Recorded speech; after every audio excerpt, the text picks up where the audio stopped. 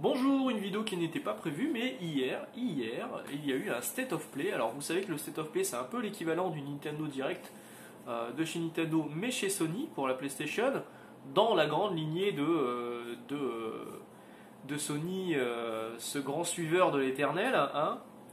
On va pas rentrer dans les débats, mais bon.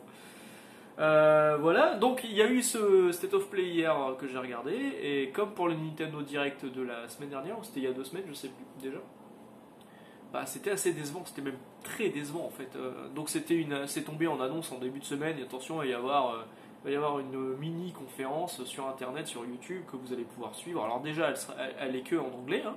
Donc les dates sont indiquées en date américaine, ce qui a valu beaucoup de quiproquos sur la date de sortie du remake de Final Fantasy VII dont on va parler après. Chez nos amis testeurs et certains influenceurs mal renseignés.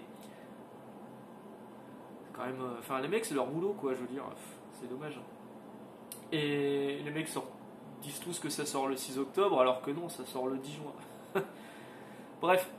Euh, donc c'était des annonces, c'est une annonce qui a été faite en début de semaine, c'est arrivé là hier soir, moi j'ai regardé à 23 h et c'était une grosse demi-heure de déception sur déception. On attendait des nouveaux jeux PS5, on attendait évidemment God of War, une annonce sur God of War qui est toujours annoncée pour 2021. On attendait des annonces sur Horizon qui est toujours annoncé pour 2021, mais vous verrez, moi j'en suis quasiment certain, ils sortiront pas cette année. Hein. Gran Turismo, le nouveau Gran Turismo, on sait qu'il a été décalé, hein, pour l'excuse du Covid, elle est là. Mais sinon, on attendait des grosses annonces. Moi j'attendais Kina Bridge of Spirits, qui normalement devait sortir au mois de mars, mais ça a été décalé. Ça on s'y attendait également. Donc en gros, possesseur de PS5, déjà bon, vous êtes les chanceux bêta-testeurs du moment parce que vous avez une PS4 Pro Plus. Moi ma PS5 ne me sert qu'à des jeux PS4. D'ailleurs, je me suis procuré le jeu Avengers de Square Enix, qui est pas si mal que ça en fait, il a été descendu par les critiques. C'est vrai que c'est répétitif, c'est un peu toujours la même chose, mais c'est pas mal, c'est plutôt joli en plus. Et je l'ai juste pris parce qu'il y a une mise à jour PS5 qui arrive mi-mars, avec un scénario bonus DLC gratos. Donc je l'ai pris, j'ai trouvé 25 balles. Voilà, ça me fera un jeu pour jouer sur la PS5 en plus. En attendant l'arrivée de Cotton Reboot, le shmup, le remake d'un vieux shmup qui était sorti sur X68000 et arcade. Là c'est la version X68000 qui a été remakée parce que c'est la meilleure soi-disant. En attendant ça. Donc le State of Play, on va rentrer dans le vif du sujet. Ce qui a été annoncé hier, ça a commencé par Crash Bandicoot 4, l'update PS5. Je m'en contrefous. Crash Bandicoot, j'aimais bien le premier, le deuxième. Bon, après, c'était un peu toujours la même chose. Et là, le 4, c'est même plus Naughty Dog. Ouais, c'est plus Naughty Dog. Et c'est. On a l'impression de voir un jeu PS1 un peu plus beau. C'est toujours la même formule. Ça n'a pas évolué comme a pu évoluer les Ratchet et Clank ou Mario ou ce genre de trucs. C'est toujours la même formule, hein, toujours en ligne droite ou sur le côté. Et donc là, on ouvre le State of Play avec l'annonce de l'update PS5 qui est disponible a priori maintenant pour les possesseurs de Crash Bandicoot 4, Crash Bandicoot 4 It's About Time sur PS4. Donc là, l'update PS5 est dispo. Si vous l'avez, tant mieux. Si vous l'avez pas, le jeu ressort en PS5. Franchement, je sais pas quel est le prix demandé, mais si c'est plus de 20 balles, ça les vaut pas. Ensuite, on a quand même eu du plus gros, du biscuit. C'était une des grosses annonces de ce State of Play, c'était Returnal. Alors Returnal, c'est pas la version, c'est pas une ritournelle, hein, c'est pas un jeu où vous allez chanter des ritournelles. Non, c'est un jeu un peu horrifique qui m'a fait un peu penser parfois merde, comment s'appelait ce jeu là, ce jeu d'horreur qui était plutôt cool dans l'espace, Dead Space. Voilà, Dead Space. Ça m'a fait penser un peu à Dead Space, mais sur une planète. Mais après on a vu que ça c'était un peu. Alors jusque là moi j'étais pas super fou. C'était un TPS, un third person shooter à un peu Gears of War, mais Gears of War c'est beaucoup plus lourd. Là c'était un peu plus rapide et dynamique, un peu comme Vanquish, mais bon, quand même beaucoup moins que Vanquish pour les connaisseurs. Et jusque là j'étais pas du tout convaincu. La vidéo d'hier m'a pas convaincu plus que ça. Maintenant c'est clairement le jeu de la dalle, hein. Je saurais pas quoi acheter, je vais acheter Returnal.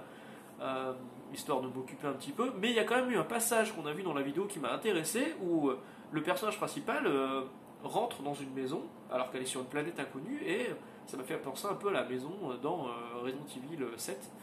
On rentre dans une maison, voilà, c'est un peu comme ça. Et c'est complètement curieux parce que c'est un peu hors contexte par rapport à ce qu'elle vit. Du coup, ça m'a un peu intrigué. Donc ça sort le 30 avril. À voir. Je sais que mon pote I2, il est chaud, donc lui, je le testerai certainement chez lui. Et puis voir si je craquerai ou pas. Bon, on prend les paris. Moi, je pense que je vais craquer, mais pas au prix neuf de 80€. 60€, enfin je sais pas quel est le ticket d'entrée, mais pas à plus de 40 balles quoi. Si c'est 40, 45, allez 45 je le prends, mais pas plus. Ensuite on a vu Knockout City qui sort sur PS4 et PS5 au mois de mai, on l'avait déjà vu lors du Nintendo Direct, on s'en balèque, arrêtez de... Mais qui valide ce genre de projet sans déconner? Un jeu de balle aux prisonniers, futuriste, avec une esthétique un peu à la Jet Set Radio mais loupée, un truc qui se veut plus ou moins cool à la Splatoon mais loupé, et non ça marche pas, c'est un jeu Electronic Arts, ça marche pas. Enfin, Nintendo Direct je l'ai vu, j'ai fait non mais je m'en fous, et là je l'ai revu passer, j'ai fait mais attends, si c'est ça leur grosse annonce, c'est chaud quoi. Donc non, Knockout City non. Par contre juste après on a vu Sifu.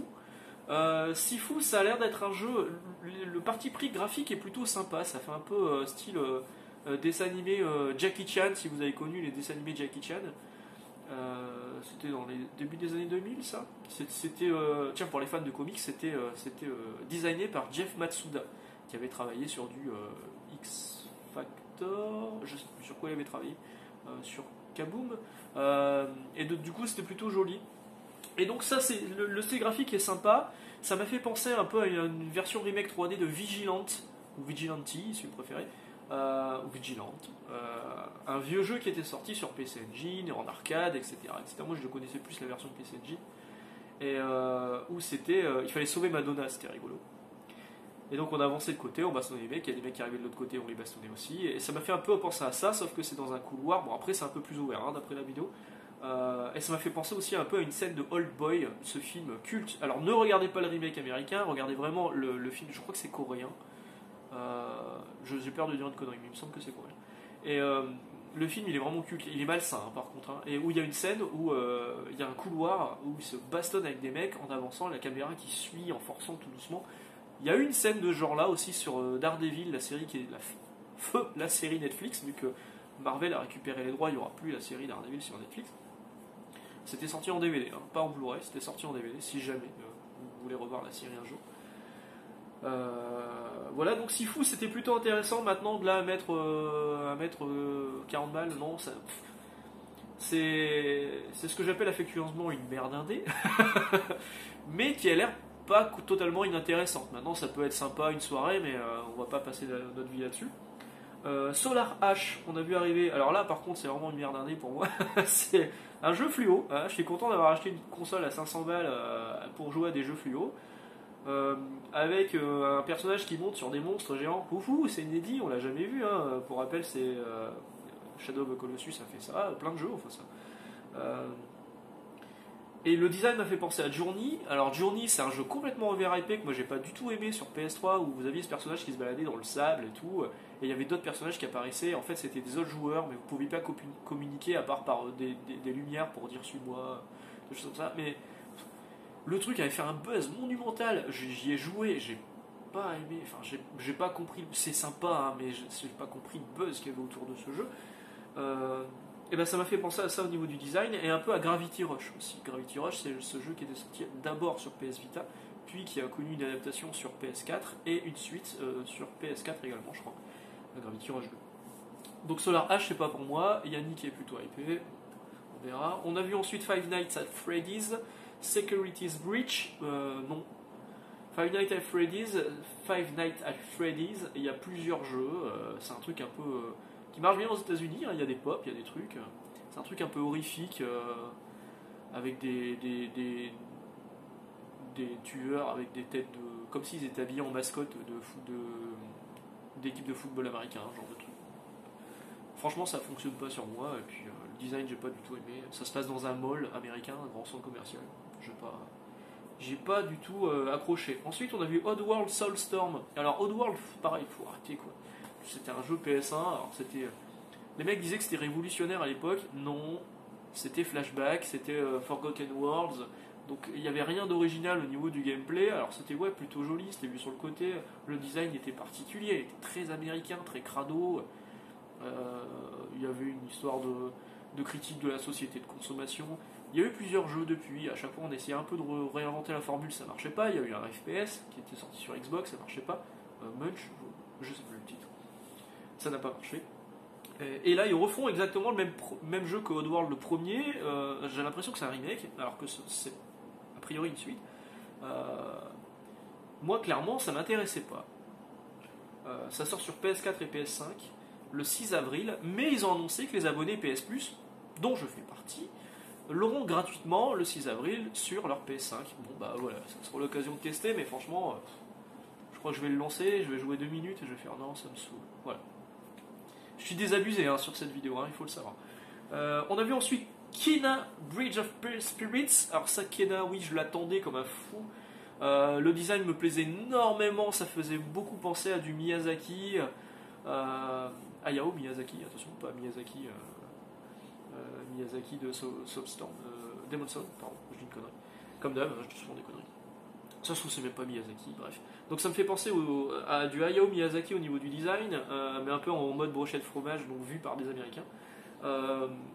Mais franchement, c'est plutôt joli. Là, sur ce qu'on a vu, on a vu des nouvelles phases de gameplay, ça m'a vraiment plu. Cette phase où on voit un mec qui se fait aspirer dans le sol et qui se transforme en monstre et tout, j'ai trouvé ça bien. Le combat a l'air cool, le village a l'air cool. J'ai un peu peur de la durée de vie, j'espère que ce sera pas un jeu trop court. Il sortira le 24 août, on l'attendait au mois de mars. Finalement, c'est le 24 août, je m'en doutais. Hein, il n'y avait aucune mise à jour sur le jeu, il n'y avait rien d'annoncé. Alors que le mois de mars, on y est là, hein, on est aux portes de mars. Porte de Mars, bah, comme la sonde qui est partie sur Mars. Justement. Donc il sortira le 24 août, et bah, voilà, je le prendrai le 24 août, on verra. Ensuite on a vu Deathloop par Arkane Studio, donc c'était les créateurs de Dishonored et Prey, dans un FPS un peu à la mode James Bond. Ça a déjà été fait avec... c'était quoi, Kate Archer? Non, je ne sais plus le titre. C'était un truc qui était sorti sur PC, je me souviens c'était un espèce de James Bond mais très stylisé en FPS. Et ça m'a pas plu la première fois qu'on l'a vu, ça m'a toujours pas plu là. En plus cette musique là qui faisait déjà vous, putain, je l'ai eu en tête, ça m'a cassé les couilles. Non, ça marche pas pour moi. Yannick était chaud au début quand il a vu la première annonce, et là il a revu, il a vu l'annonce d'hier et il a été échaudé, donc il a dit bah non, ça m'intéresse plus. Et enfin, la dernière grosse annonce. Alors il y avait eu des rumeurs dans la journée, on savait que ça allait popper. Il y avait même des mecs qui disaient ouhou, attention, le jeu arrive dans le PS Plus du mois de mars, parce que là aujourd'hui les jeux du PS Plus n'ont toujours pas été annoncés, alors que normalement ça aurait déjà dû être le cas du mois de mars. Et tout le monde a dit oui, FF7 Remake, il arrive sur PS5, il sera gratuit pour les abonnés PS Plus au mois de mars. Non. Oui, il arrive sur PS5, mais par contre ce sera donc le 10 juin et pas le 6 octobre. Donc moi j'ai la version PS4. La bonne nouvelle, c'est que les possesseurs de la version PS4 pourront bénéficier de cette mise à jour gratuitement. Et ouais, Sega... parce que Sega a annoncé des mises à jour de Judgment, mais payantes. Voilà, super, faut racheter le jeu alors que moi je l'ai déjà en PS4. Enfin, non, je repasserai pas à la caisse même si le jeu est exceptionnel. Bah là c'est gratos, la mise à jour sera gratos. Maintenant, sur ce qu'on a vu, on a vu qu'ils ont rajouté de la lumière, on a vu qu'ils ont rajouté des effets de brouillard. Il y avait une vidéo qui comparait la version PS4 et la version PS4. Bah les effets de brouillard, ça cache les décors. Super les gars. Et les effets de lumière, pareil, à un moment où on voit en contre-plongée. Et ben on a limite l'impression que c'est plus beau sur PS4 que sur PS5. Ok, bon, je présume que les choses seront différentes sur la version finale, mais là sur ce qu'on a vu c'était pas vendeur. Bon après c'est gratuit, hein, donc je vais pas me plaindre. Maintenant ce qu'ils ont annoncé surtout, c'est qu'il allait y avoir un chapitre bonus avec le personnage de... Le nom m'échappe. Un personnage de FF7 qui était déjà apparu, qui a une espèce de shuriken géant. Ah fait chier, j'aurais dû noter quel con. Et donc ce chapitre bonus sera payant et exclusif PS5. C'est-à-dire que le jeu ressortira en boîte sur PS5 avec le jeu de base et le chapitre bonus. Et pour les possesseurs de la version PS4 qui vont bénéficier de la mise à jour PS5 gratuite, ils pourront acheter ce chapitre bonus à part. Ce que moi je ferai, parce que je ne vais pas racheter un jeu que j'ai déjà juste pour avoir une boîte où c'est écrit PS5. Je bénéficierai de la mise à jour gratuite sur PS5 et j'achèterai sans doute le chapitre bonus qui m'intéresse. Sur ce qu'on a vu, ça m'a l'air plutôt sympa. Puis le jeu, je l'avais trouvé bon, moi, même s'il ne vaut pas l'original à mon goût. Et maintenant, il faut voir le prix de ce DLC. S'il y a plus de 30€, c'est trop cher. Parce que là, ils ont déjà annoncé le FF7 Remake PS5, il est déjà annoncé à 70 voire 80 balles pour une édition spéciale collector, machin truc. Ne faites pas ça. Achetez le d'occasion sur PS4 si vous avez une PS5. Achetez le d'occasion sur PS4, il couvre que dalle. Souvent en plus il est pété neuf chez des revendeurs. Vous allez payer 20-25€, et après vous achetez le chapitre bonus, puis vous bénéficiez de la mise à jour.